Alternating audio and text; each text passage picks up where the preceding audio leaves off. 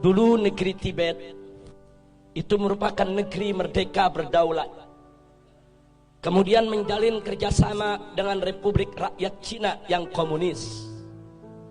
Setelah ada perjanjian kerjasama, Cina mengirim ribuan tenaga kerja ke Tibet, saudara. Membangun kota, membangun jalan, membangun kantor-kantor pemerintah, saudara. Kemudian setelah pembangunan selesai, ternyata ratusan ribu para pekerja tersebut angkat senjata melakukan pemberontakan di Tibet. Kok bisa? Ternyata para pekerja tersebut adalah tentara, saudara. Tentara yang memang dididik, saudara, untuk bekerja. Kemudian setelah itu Tibet jatuh, dikuasai oleh negara Cina. Dan pimpinan tertinggi agama yang ada di Tibet, yaitu Dalai Lama, ditangkap dan diusir ke luar negeri sampai hari ini, saudara. Hati-hati, masuknya tenaga kerja Cina ke Indonesia yang jumlahnya saat ini ratusan ribu orang harus diwaspadai. Karena kita sudah lihat bagaimana tegapnya badan mereka, bagaimana perawakan mereka. Lebih tepat mirip tentara ketimbang pekerja kasar atau buruh, saudara. Yang kedua, saudara, di tengah Afrika ada satu negeri bernama Angola, dibantu habis-habisan oleh Republik Rakyat Cina, saudara. Setelah diikat dengan utang yang begitu besar, kemudian Cina mulai mengatur Angola. Anda tahu minggu ini apa yang terjadi? Parlemen Angola mengajukan undang-undang untuk ditandatangani oleh presiden yang isinya Islam tidak boleh ada di Angola dan seluruh masjid harus ditutup. Alasannya karena berlawanan dan bertentangan dengan adat istiadat Angola, saudara. Ya, hari ini Islam dilarang di Angola, saudara. Bagaimana dahsyatnya pengaruh Cina komunis sampai di Afrika, saudara, dipengaruhi sedemikian rupa. Yang ketiga, ada satu lagi negara di Afrika bernama Zimbabwe, saudara, juga diberikan utang besar-besaran oleh Cina, saudara. Setelah utangnya, saudara, membengkak, Zimbabwe tidak mampu untuk bayar utang, saudara. Lalu apa ditawarkan oleh Cina komunis?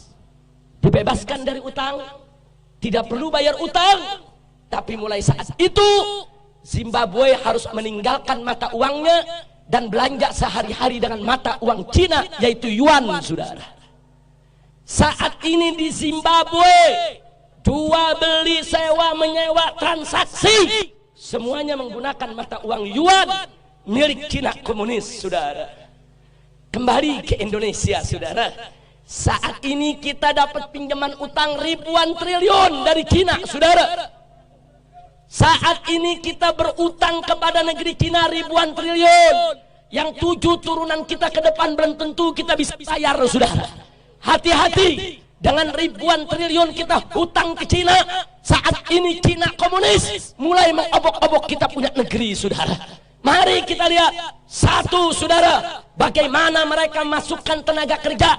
Ratusan ribu orang masuk ke Indonesia saat ini. Dan minggu yang lalu, saudara, Presiden Jokowi sudah menyatakan, mengingatkan kepada para pengusaha untuk tidak lagi bertransaksi dengan dolar ataupun rupiah, tapi bertransaksi dengan yuan, mata uang Cina, saudara. Ini bukan fitnah, ini keputusan presiden, saudara. Nggak sampai di situ, saudara. Sebulan yang lalu presiden juga mengeluarkan kepres bahwa orang asing termasuk Cina komunis diberikan hak milik untuk memiliki rumah, memiliki tempat tinggal, dan memiliki perkebunan di Indonesia, saudara. Ini nggak pernah terjadi. Orang asing diberikan hak milik. Ada apa gerangan yang terjadi, saudara? Masya Allah. Ada apa ini negeri? Saya ketemu seorang pejabat, Habib. Kan enak kerjasama dengan Cina. Kita dibangunin itu jalan kereta MRT, LRT. Saya katakan, Pak, itu bangun bukan gratis. Kita ngutang dan kita harus bayar dengan bunga. Satu. Kedua, kontraktor utamanya harus dari negeri Cina, bukan kontraktor utama pribumi kita. Yang ketiga, bahan-bahan bakunya juga harus diimpor dari Cina, termasuk reklamasi tiang-tiang pancangnya bukan kita buat sendiri, dari negeri Cina harus didatangkan, saudara.